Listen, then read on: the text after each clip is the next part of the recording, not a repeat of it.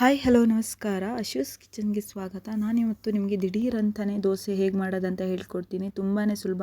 ಅಕ್ಕಿ ಬೇಡ, ಉದ್ದಿನ ಬೇಳೆ ಬೇಡ, ಈಸಿಯಾಗಿ ಒಂದು ರವೆ ಮತ್ತು ಅವಲಕ್ಕಿಯಿಂದ ಸಾಫ್ಟ್ ಆಗಿರುವಂಥ ದೋಸೆನ ಹೇಗೆ ಮಾಡೋದಂತ ಹೇಳ್ಕೊಡ್ತೀನಿ.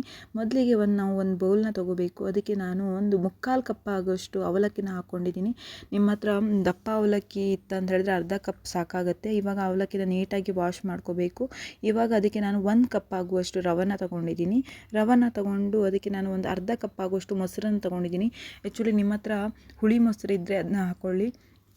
ನನ್ನ ಹತ್ರ ಹುಳಿ ಮೊಸರು ಇರಲಿಲ್ಲ, ನಾರ್ಮಲ್ ಇರೋ ಮೊಸರನ್ನೇ ಹಾಕ್ಕೊಂಡಿದ್ದೀನಿ. ಹಾಗೆ ನಾನು ಒಂದು ಅರ್ಧ ಕಪ್ ಆಗುವಷ್ಟು ನೀರನ್ನ ಹಾಕ್ಕೊಂಡಿದ್ದೀನಿ. ಅದು ನೀರು ನೀವು ನೋಡ್ಕೊಂಡು ಹಾಕ್ಕೊಳ್ಬೋದು, ಅಷ್ಟೇ ಇಷ್ಟೇ ಅಂತ ಇರುವುದಿಲ್ಲ. ಅಂದರೆ ದೋಸೆ ಹಿಟ್ಟಿನ ಅದಕ್ಕೆ ಹಾಕೋಬೇಕು, ಅದಕ್ಕೋಸ್ಕರ. ಇವಾಗ ನಾನು ರುಚಿಗೆ ತಕ್ಕಷ್ಟು ಉಪ್ಪನ್ನು ಹಾಕ್ಕೊಳ್ತಾ ಇದ್ದೀನಿ. ನಿಮ್ಮ ಹತ್ರ ನಾನು ಕಲ್ಲುಪ್ಪು ಹಾಕಿದ್ದೀನಿ. ಹಾಗೆ ಒಂದು ಕಾಲು ಟೀ ಸ್ಪೂನ್ ಆಗುವಷ್ಟು ಅಡುಗೆ ಸೋಡಾನ ಹಾಕ್ಕೊಂಡಿದ್ದೀನಿ.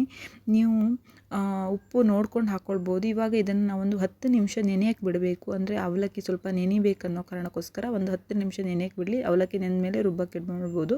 ಇವಾಗ ನೋಡಿ ಈ ರೀತಿಯಾಗಿ ನೆಂದಿದೆ. ಇವಾಗ ನಾವು ಇದನ್ನು ಚೆನ್ನಾಗಿ ಮಿಕ್ಸ್ ಮಾಡಿಕೊಂಡು ಮಿಕ್ಸಿ ಜಾರ್ಗೆ ಹಾಕ್ಕೊಳ್ಬೇಕು.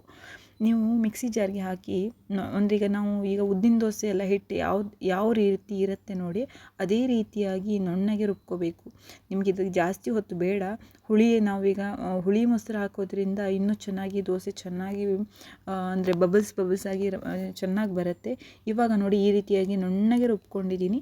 ಇದನ್ನು ನಾವು ಒಂದು ಬೌಲಿಗೆ ಹಾಕ್ಕೊಳ್ಬೇಕು. ನಿಮಗೆ ಈ ಸಮಯದಲ್ಲಿ ಉಪ್ಪು ಬೇಕಾದರೆ ನೋಡ್ಕೊಂಡು ಹಾಕ್ಕೊಳ್ಬೋದು. ಇದು ನಾನು ಹಾಕಿರೋದು ಸಾಕಾಗಿದೆ. ಇವಾಗ ನೋಡ್ಬೋದು ಈ ಕಡೆ ಅಂದರೆ ತವನ ಬಿಸಿ ಹಾಕಿಟ್ಟಿದ್ದೀನಿ. ನಾನು ಮೊದಲಿಗೆ ಸ್ವಲ್ಪ ಎಣ್ಣೆನ ಹಾಕಿ ಸವರ್ಕೊಂಡು ಇದು ಮಾಡ್ಕೊಳ್ತಾ ಇದ್ದೀನಿ.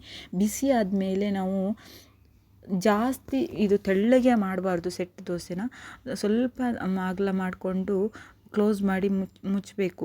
ನೀವು ಬೇಕಾದರೆ ತುಪ್ಪನೂ ಕೂಡ ಹಾಕ್ಕೊಳ್ಬೋದು. ನಾನು ಬರೀ ಎಣ್ಣೆ ಕೂಡ ಹಾಕಿ ಇದನ್ನ ಬೇಯಿಸ್ಕೊಳ್ತಾ ಇದ್ದೀನಿ. ನೀವು ನೋಡ್ಬೋದು ಯಾವ ರೀತಿಯಾಗಿ ಬಬಲ್ಸ್ ರೀತಿಯಲ್ಲಿ ಬರ್ತಾ ಇದೆ ಅಂತ ಹೇಳಿ. ತುಂಬಾ ಚೆನ್ನಾಗಿ ಬರುತ್ತೆ. ಸಡನ್ನಾಗಿ ನಿಮ್ಗೆ ಏನಾದರೂ ದೋಸೆ ಅಕ್ಕಿ ನೆನೆಸಿಲ್ಲ ಅಂತ ಸಡನ್ನಾಗಿ ದೋಸೆ ಮಾಡ್ಕೊಂಡು ತಿನ್ನಬೇಕಂದ್ರೆ ಈಸಿಯಾಗಿ ತುಂಬಾ ಚೆನ್ನಾಗಿ ಬರುತ್ತೆ. ಹಾಗೆ ತುಂಬ ಸಾಫ್ಟಾಗಿಯೂ ಇರುತ್ತೆ. ನೋಡ್ಬೋದು ನೀವು ತವದಿಂದನೂ ಕೂಡ ಎಷ್ಟು ನೀಟಾಗಿ ಇದಾಗಿದೆ ಅಂತ ಹೇಳಿ ನೋಡ್ಬೋದು. ಅಂದರೆ ಈ ಕೆಲವು ದೋಸೆ ಹಿಟ್ಟುಗಳಾದರೆ ಅಂಟೋ ಚಾನ್ಸ್ಗಳಿರುತ್ತೆ.